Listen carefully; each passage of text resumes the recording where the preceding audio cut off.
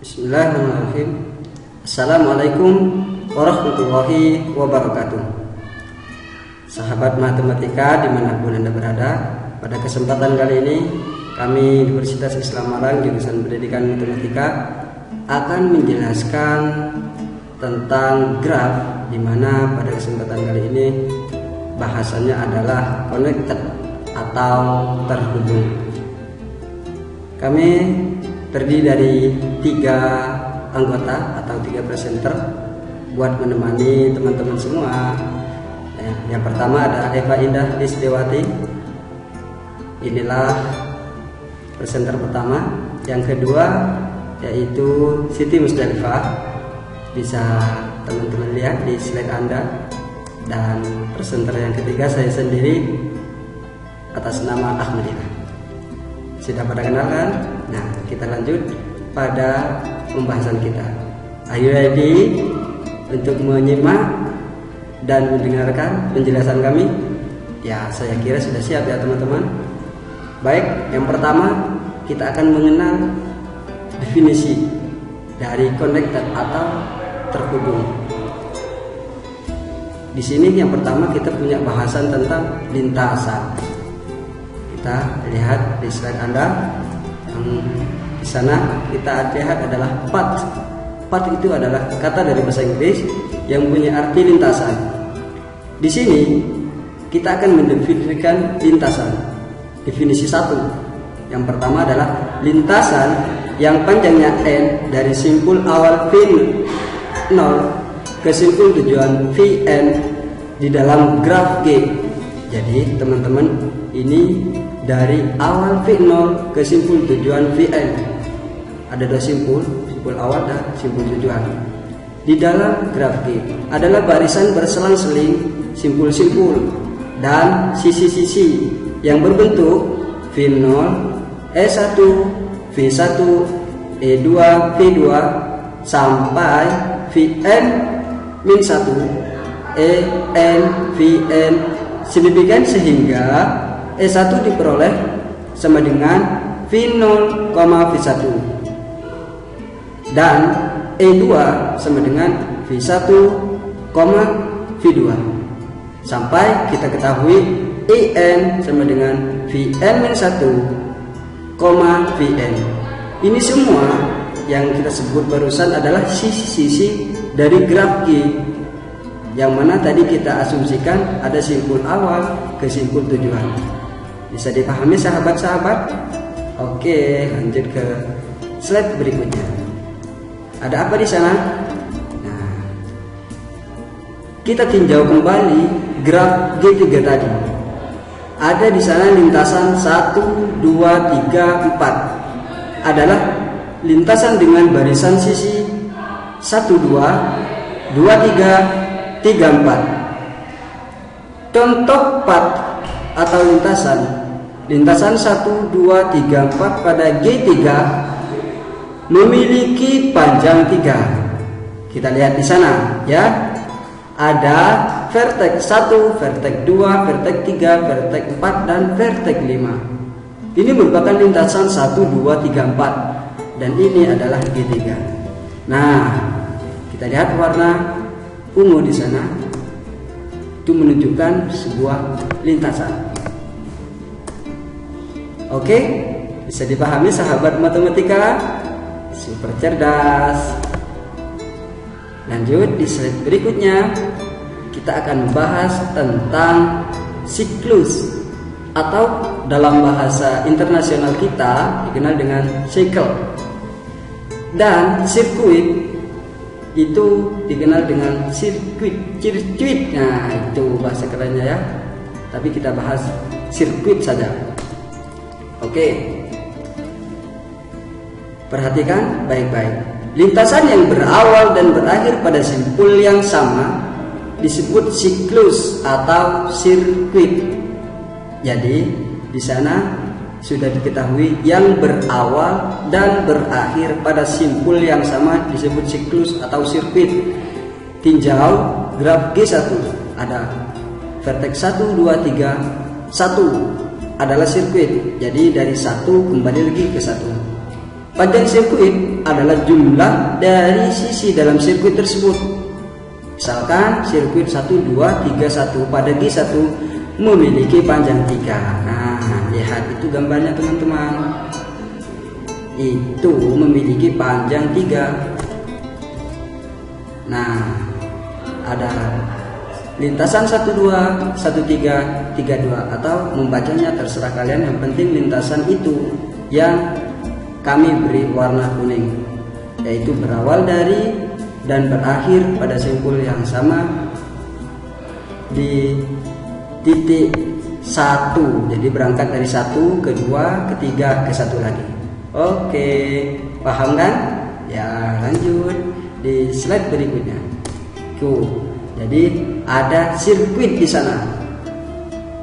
Sudah saya beri tulisan kuning, diingat bahwa lintasan yang berawal dan berakhir pada simpul yang sama disebut siklus atau sirkuit. Baik.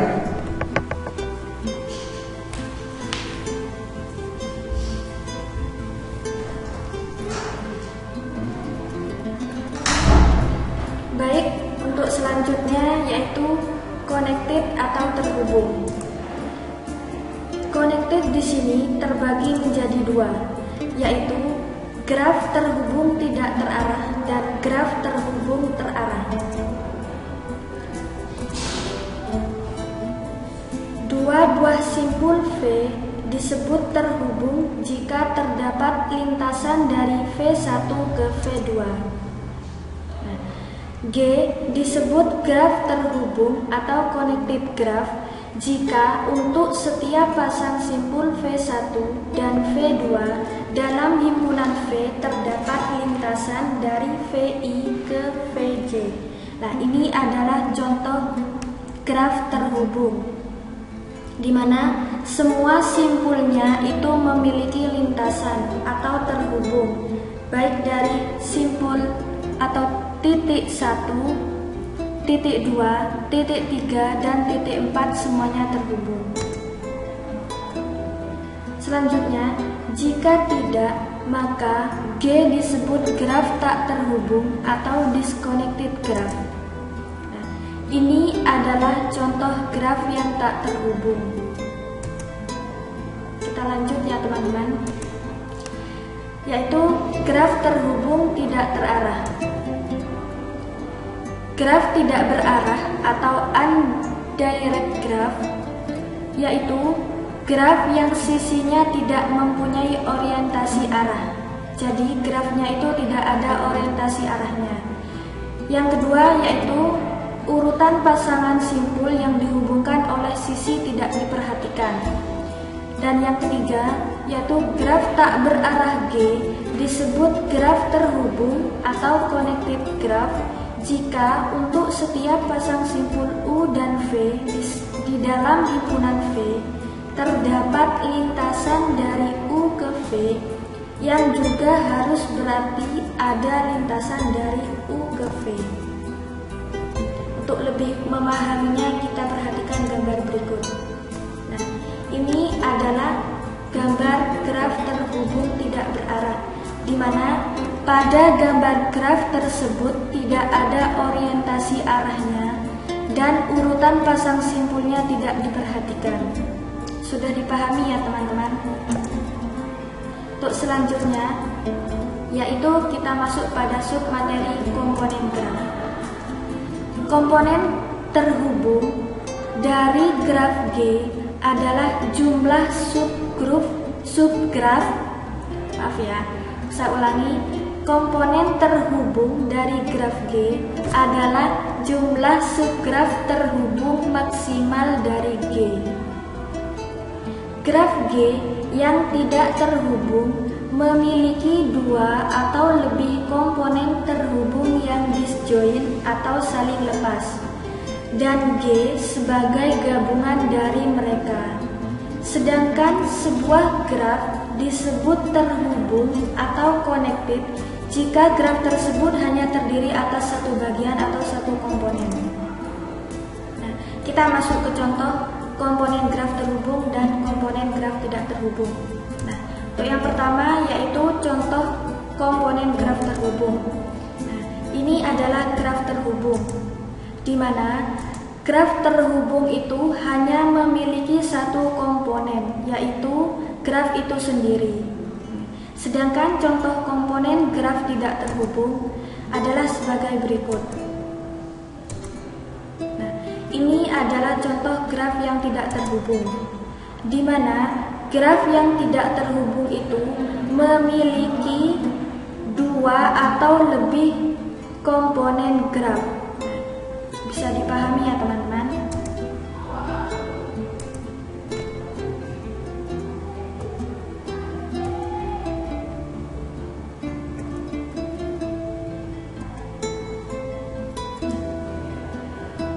Untuk selanjutnya yaitu vertex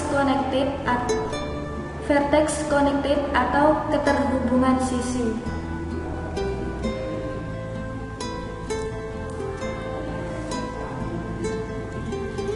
Untuk selanjutnya yaitu vertex connected. Definisinya, keterhubungan titik dari graf terhubung G adalah jumlah titik paling sedikit yang penghapusannya mengakibatkan G tak terhubung. Jadi, misalnya ada sebuah graf, jika graf tersebut itu dihapus salah satu titiknya, menyebabkan graf tersebut tidak terhubung. Itu yang disebut dengan keterhubungan titik. Jika GK, maka graf G disebut terhubung dengan K titik. Contoh soal, cari konektivitas titik untuk masing-masing graf pada gambar berikut. Perhatikan ya, ini adalah contoh keterhubungan titik. Pada graf G1 merupakan contoh keterhubungan titik, yaitu apabila salah satu titik pada graf G1 dihapus akan menyebabkan graf tersebut tidak terhubung. Graf G1 memiliki KG1 sama dengan 1, atau jumlah titik yang dapat dihapus pada graf G1 adalah 1. Sehingga penghapusannya menyebabkan graf G1 tak terhubung.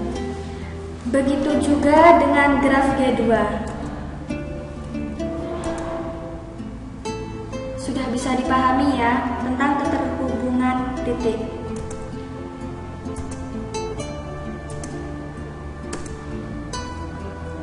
Kita lanjut ke submateri berikutnya yaitu edge connected atau keterhubungan sisi. Keterhubungan sisi di sini adalah pada graf terhubung G yang dilambangkan dengan lambda G adalah banyaknya sisi paling sedikit yang dapat dihapus. Demikian sehingga graf G menjadi graf tak terhubung. Nah, jadi sama ya. Dengan definisi keterhubungan titik tadi, kalau di sini penghapusan sisi, di mana apabila suatu graf itu dihapus salah satu sisinya akan menyebabkan graf tersebut tidak terhubung. Jika lambda G lebih besar sama dengan K, maka G disebut graf terhubung dalam K sisi. Contoh soal.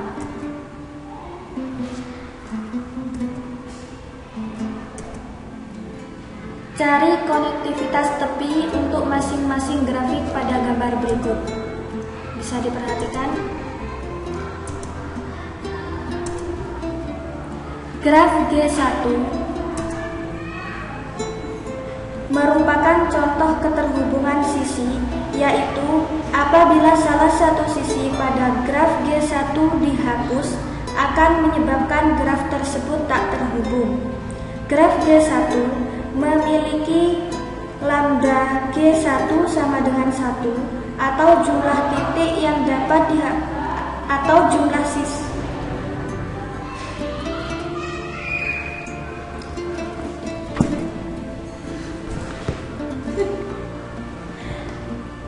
Kita perhatikan gambar berikut.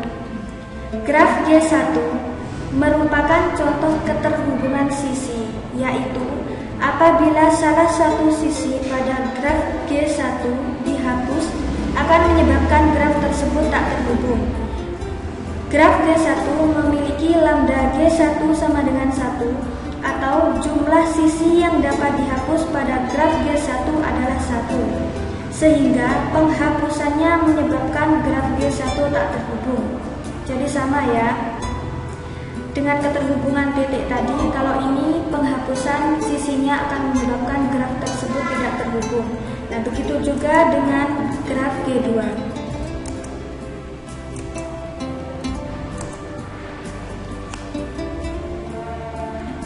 Kita lanjut ya pada graf terhubung terarah, di mana graf berarah atau directed graph atau digraf yaitu graf yang setiap sisinya diberikan orientasi arah. Kalau tadi pada graf terhubung tak berarah tidak ada orientasi arahnya, berarti pada graf terhubung terarah ini memiliki orientasi arahnya. Selanjutnya, simpul U sama dengan simpul asal atau initial vertex, dan simpul V sama dengan simpul terminal atau terminal vertex. Graf berarah G dikatakan terhubung jika untuk setiap pasang simpul U dan V di dalam himpunan V terdapat lintasan dari U ke V dan juga ada orientasi arah dari U ke V atau sebaliknya. Kita langsung ke contoh saja untuk memahami graf terhubung terarah. Nah, ini adalah contoh graf terhubung terarah, di mana pada gambar graf tersebut terdapat orientasi arahnya.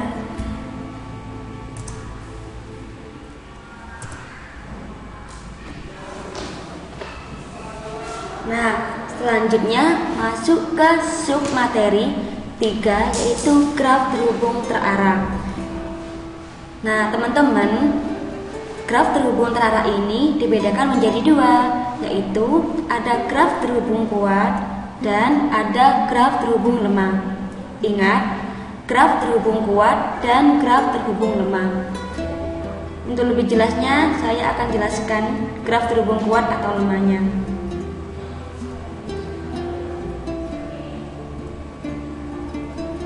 Graf berikut merupakan graf terhubung kuat karena untuk sembarang sepasang simpul di dalam graf terdapat lintasan. Nah, perhatikan pada gambar graf berarah terhubung kuat tersebut. Di dalam graf berarah terhubung kuat terdapat suatu sembarang sepasang. Pada simpul 1 dan 2 arahnya di situ sama. Jadi, jika kita tarik dari satu simpul 1 ke simpul 2 atau 2 ke simpul 1 itu sama saja. Kemudian untuk graf di bawah ini merupakan graf terhubung lemah karena tidak semua pasangan simpul itu mempunyai lintasan dari 2 arah. Perhatikan graf berarah terhubung lemahnya. Nah, pada gambar itu perhatikan di simpul 2, 3, 4. Nah, kalau yang graf berarah terhubung kuat tadi sembarang sepasang, tapi di graf berarah terhubung lemah tersebut arahnya itu tidak sepasang dan memiliki 2 arah. Jadi bisa 2, 3 dan 3, 4 dan dari 4 ke 2. Jadi arahnya di situ tidak seperti yang di graf berarah terhubung kuat. Kemudian kita masuk ke submateri 4, yaitu paths and isomorphism. Perhatikan ya teman-teman, ada beberapa cara bahwa lintasan dan sirkuit dapat membantu menentukan apakah 2 graf tersebut isomorfis atau bukan. Sebagai contoh, ada rangkaian dari sirkuit sederhana yang panjangnya tertentu yang digunakan untuk menunjukkan bahwa 2 graf tersebut tidak isomorfis. Akan tetapi, selain itu, lintasan itu juga bisa digunakan untuk membangun pemetaan yang mungkin isomorfis. Nah, sekarang teman-teman, saya akan memberikan contohnya. perhatikan soal berikut ini. Apakah graf G dan H yang ditunjukkan pada gambar di bawah ini adalah isomorfik atau bukan? Perhatikan dengan baik-baik ya teman-teman gambarnya. Di situ ada graf G dan H. Sekali lagi, perhatikan gambarnya. Oke. Solusinya, kedua graf G dan H memiliki 6 simpul dan 8 tepi. Nah, masing-masing memiliki 4 simpul dari derajat 3 dan 2 simpul derajat 2. Jadi, 3 invarians jumlah simpul, jumlah tepi, dan derajat simpul di 2 graf. Namun, H memiliki rangkaian sederhana panjang 3, yaitu di simpul V1, V2, V6, dan kembali lagi di V1.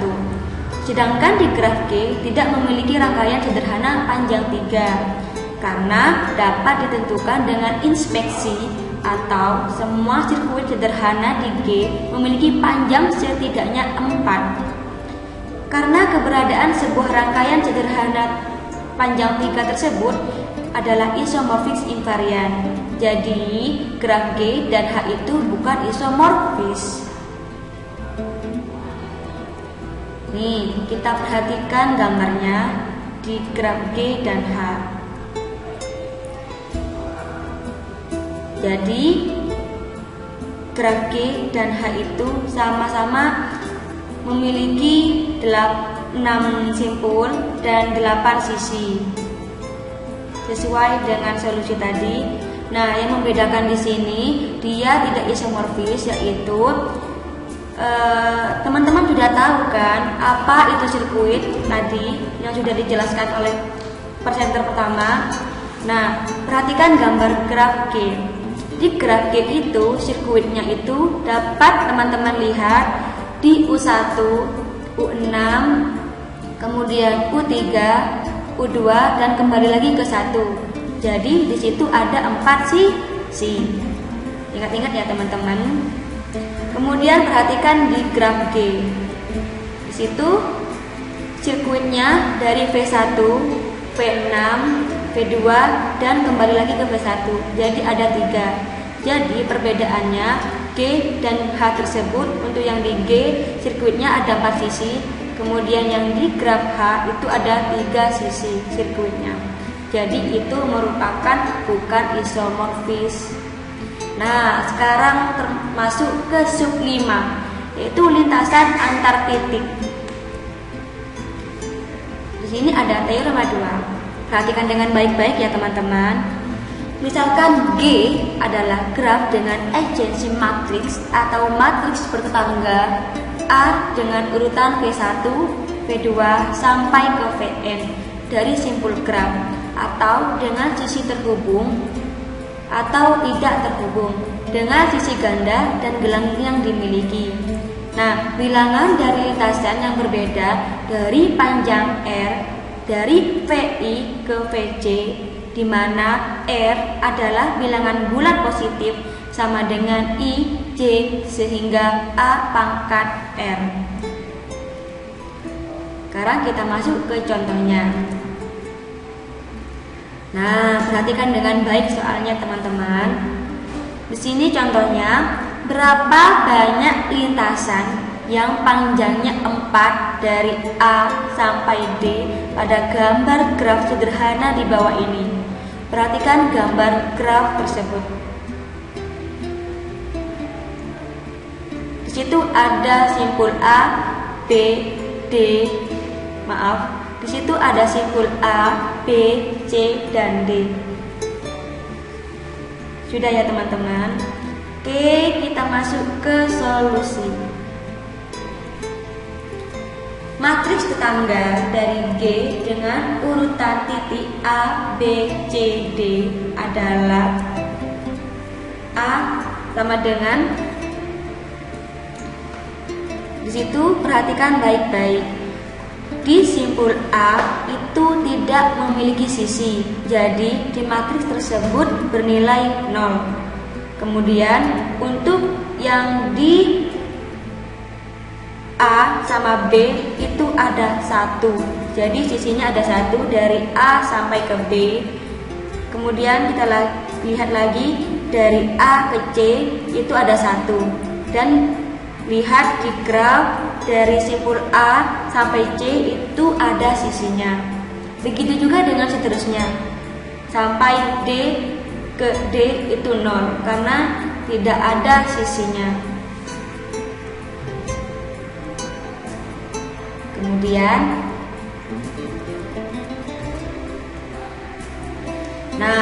karena itu jumlah lintasan yang panjangnya 4 dari A sampai simpul ke D adalah 1,4, maka entry-nya A pangkat 4. Karenanya A, B, C, D dan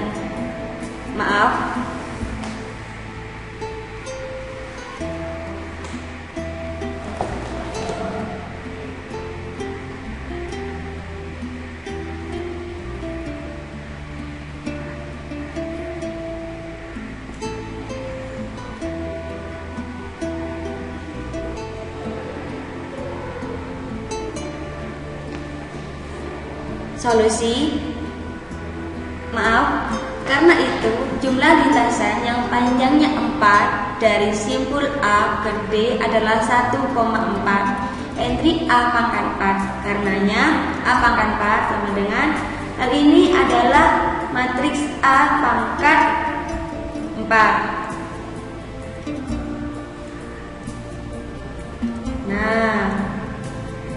Ada tempat 8 lintasan yang panjangnya 4 dari A ke D. Dengan pemeriksaan dari graf tersebut, kita melihat bahwa 8 lintasan tersebut yaitu panjangnya 4 dari A ke D dapat diperhatikan ya teman-teman. Di situ ada A, B, D sampai ke bawahnya. Bagaimana kita bisa mengetahui ada 8 lintasan tersebut? Untuk lebih jelasnya kita masuk ke poin berikutnya.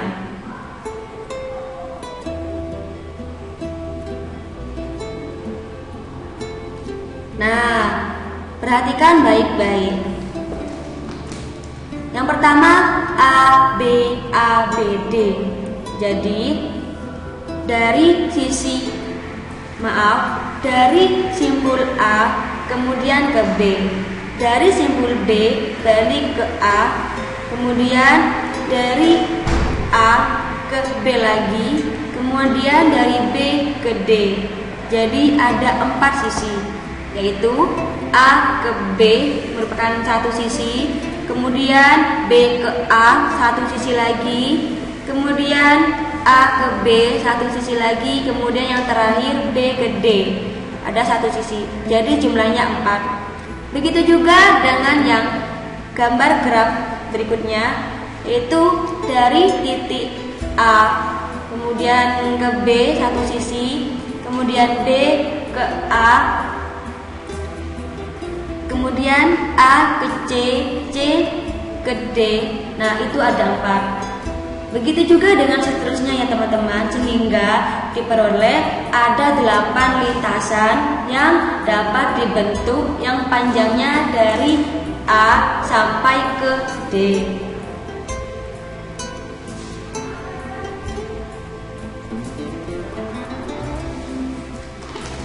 Di situ perhatikan ya teman-teman. Bagaimana? Sudah jelas?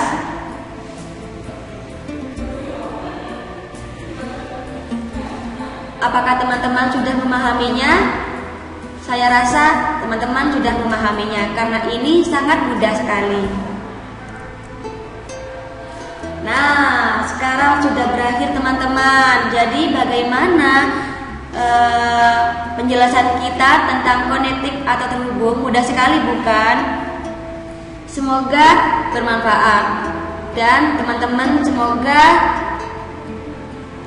bisa memahami materi yang telah kita ajarkan. Apabila dari penjelasan kita tadi ada kesalahan, mohon dimaafkan karena kita di sini sama-sama belajar. Oke teman-teman, kita berakhir ya. Oke, assalamualaikum warahmatullahi wabarakatuh. Salam matematika.